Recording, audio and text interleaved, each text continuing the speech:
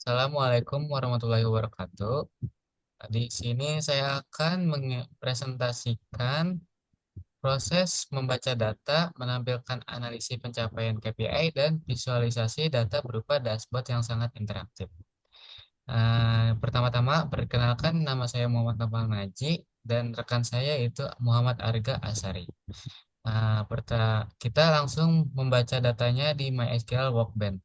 Di sini ada KPI pertama yaitu bertujuan untuk memantau tren pertumbuhan pendapatan perusahaan secara per tahun. Dengan membandingkan total penjualan antar tahun, manajemen dapat mengevaluasi apakah bisnis sedang mengalami pertumbuhan atau penurunan.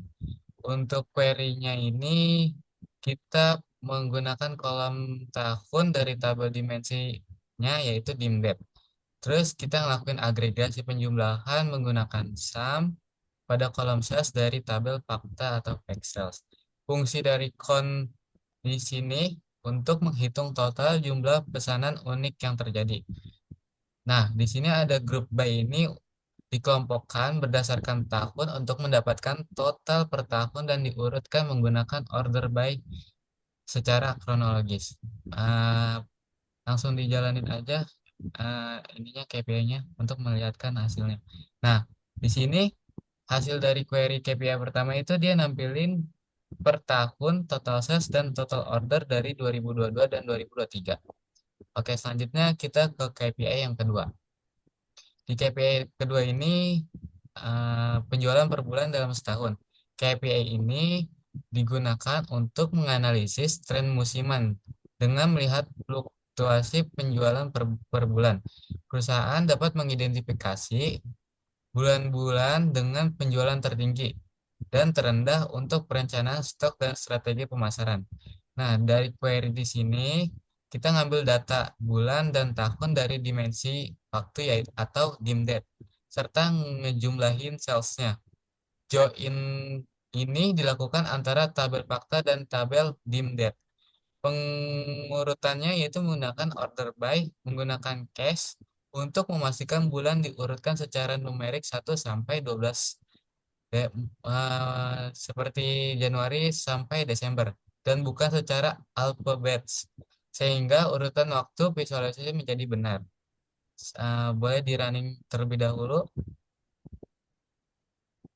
Oke, di sini dia nampilin query KPI yang kedua, yaitu dia nampilin bulan dari bulan ke 1 sampai bulan ke 12 dari tahun ya, dengan tahun 2022 sampai 2023 dan ada total salesnya. Oke, next kita ke KPI yang ketiga. Di KPI yang ketiga ini total penjualan dan total kuantitas yang terjual per kategori. Ini untuk membandingkan nilai moneter atau sales dengan volume barang keluar untuk setiap kategori produk. Hal ini membantu mengidentifikasi kategori yang menjadi penyumbang pendapatan terbesar versus kategori yang paling banyak terjual secara fisik. Nah, query-nya itu memilih kolom kategori dari tabel dim produk. Terus dilakukan dua fungsi agregasi sekaligus sum dari Vexas untuk total uang dan sum dari quantity untuk total unit barang. Hasilnya dikelompokkan berdasarkan kategori dan diurutkan berdasarkan total sales tertinggi. Sehingga kategori dengan performa keuangan terbaik muncul di urutan pertama. Nah, kita running dulu KPI yang ketiga. Nanti bakal ngeluarin yaitu kategori total sales dan total quantity sold. Di sini ada Furniture, teknologi, dan office supplier. Oke, next ke KPI yang keempat. Di KPI yang keempat yaitu total penjualan per sub kategori. Merupakan analisis yang lebih mendalam untuk drill down-nya. Terus dari KPI sebelumnya, KPI ini bertujuan untuk mengetahui produk spesifikasi per sub kategori. Apa saja yang berkontribusi paling besar terhadap kategori induknya. Dari query ini kita ngambil kolom kategori dan subkategori dari tabel dim produk. Terus datanya dikelompokkan berdasarkan kedua kolom tersebut agar nilai penjumlahannya terpecah ke level subkategori. Terus order by-nya per kategori, total sales-nya memastikan data terkelompok terapi per kategori dan di dalam setiap kategori, subkategori diurutkan dari penjualan terbesar ke terkecil. Terus berikut hasil KPI-nya di running. Nah, pas di running ini dia nampilin kategorinya Purnito, Purnito, subkategorinya, terus ada total sales-nya. Di sini kayak furnitur, office supplier, dan teknologi itu berurutan. Oke, lanjut ke KPI yang kelima. Di KPI kelima ini, kita nyari total penjualan per wilayah dan region. KPI ini memberikan wawasan geografis mengenai persebaran pasar. Manajemen dapat melihat wilayah region mana yang memiliki basis pelanggan terkuat dan wilayah mana yang memerlukan strategi yang ekspansi.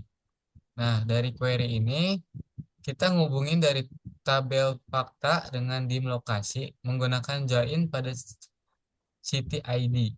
Terus ambil kolom region dan menghitung total penjualan serta jumlah order unik di wilayah tersebut. Hasil diurutkan secara dash berdasarkan penjualan, sehingga wilayah dengan kontribusi terbesar akan terlihat paling atas. Nah, kita running.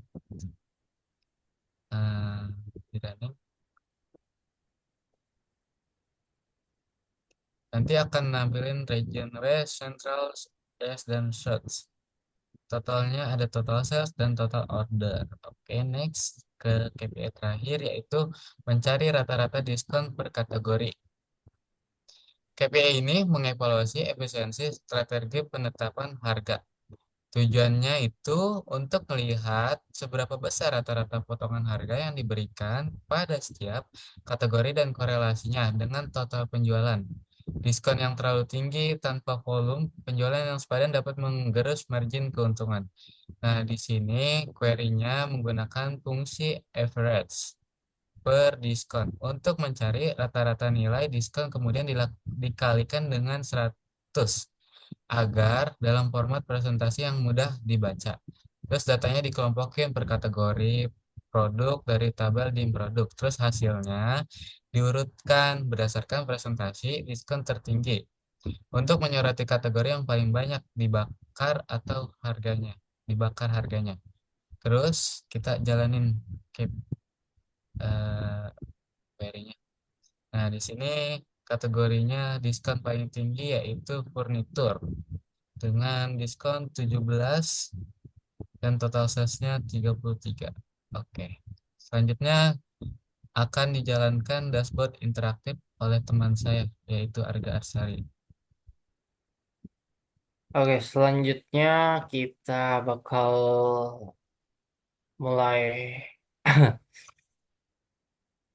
di dashboard yang kita sudah buat. Mungkin dari awal saya bakal eh, memberitahu cara memasukkan data dari query-query tadi, dari setiap KPI. Dari hal tersebut kita dapat menentukan dari mulai dimensi dan metrik yang akan kita pakai sebagai bahan bahan dasar untuk membuat visualisasinya. Jadi kita di sini kita bisa add data. Untuk menambahkan datanya, kita pakai MySQL, lalu kita akan mengisi dari mulai hostname, port, sampai ke database-nya, sesuai dengan database yang dipakai. Karena kita memakai Ivan, jadi kita pakai hostname, dan port dari Ivan-nya. Untuk nama database sendiri itu sesuai dengan database yang kita pakai. Nah, langsung aja kita ke KPI yang pertama. Jadi untuk KPI visualisasi KPI pertama itu sesuai dengan hasilnya. Bisa kita lihat ini menampilkan year, total sales, dan total orders atau quantity. Jadi di sini saya membuat filterisasi berdasarkan year, lalu scorecard untuk total sales, dan scorecard quantity untuk total order. Jadi di sini bisa kita lihat untuk perbandingan dari mulai 2022 maupun ke 2023 bisa kita filter. Ini untuk 2023. dia bakal berubah sesuai dengan data yang ada pada database. Tuh, dia akan menunjukkan masing-masing sesuai dengan filterisasi. Oke, ini kita reset lagi. Lalu untuk berikutnya KPI kedua, kita akan eh, visualisasi menggunakan ini namanya bar chart ya. Jadi di KPI kedua kita menggunakan bar chart. Di sini kita bisa lihat dari mulai bulan-bulannya, begitupun angka yang bar atau batang yang memvisualisasikan tiap-tiap total sales dari per bulan di tahun 2022 dan 2023. Kita bisa filterisasi juga, kita bisa pencet. Terus selanjutnya untuk KPI yang ketiga, kita visualisasi menggunakan donut chart. Nah, di sini sesuai dengan hasil, yaitu dia menampilkan kategori, yaitu ada tiga, furnitur, teknologi, dan office supply. Di sini juga sesuai dengan data, dia akan menampilkan tiga kategori tersebut dengan persentase masing-masing berdasarkan total sales. Jadi ini mereka eh, di dikonversi menjadi persenan dan ini bisa kita lihat detailnya ketika kita mengarahkan mouse kita di salah satu bagian. Lalu untuk visualisasi ke KPI keempat, di sini bisa kita lihat dari tiga kategori tadi dipecah lagi menjadi subkategori dan di sini di dashboard kita visualisasinya menggunakan eh, horizontal bar chart. Jadi di atas ini ada indikator untuk masing-masing warna di tiap kategori sesuai dengan yang donat chart tadi.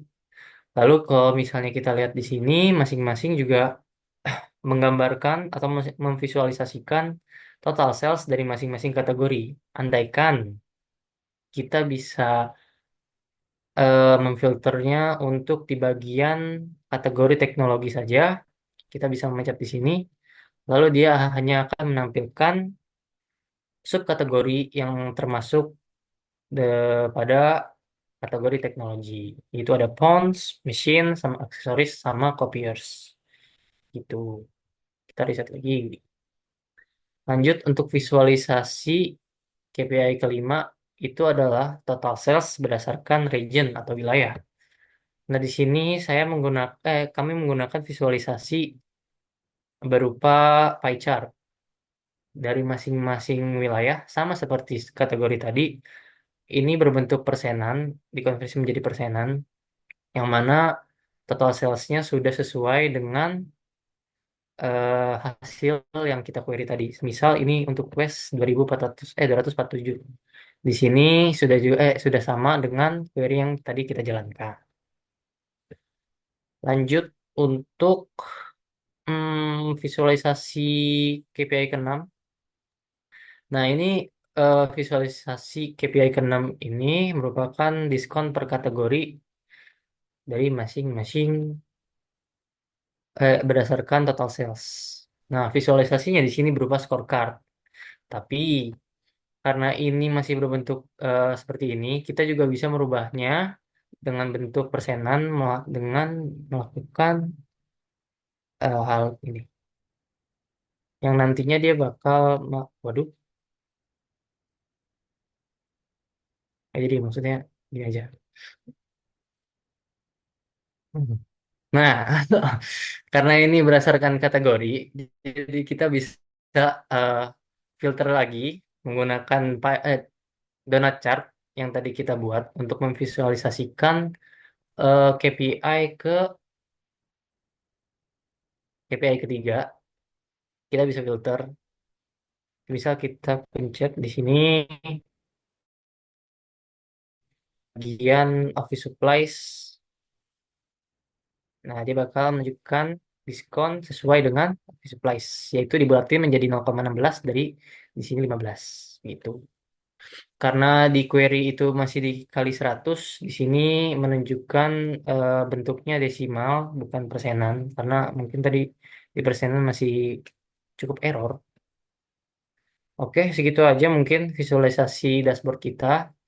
Interaktif semuanya karena dari datanya sendiri kita blend, jadi dari semua visual di sini akan nyambung ketika difilter salah satunya atau diinteraksi pada salah satu visualnya. Oke, segitu aja. Sekian dari kami. Saya dan Naufal izin pamit. Wabillahi taufiq walhidayah. Wassalamualaikum warahmatullahi wabarakatuh.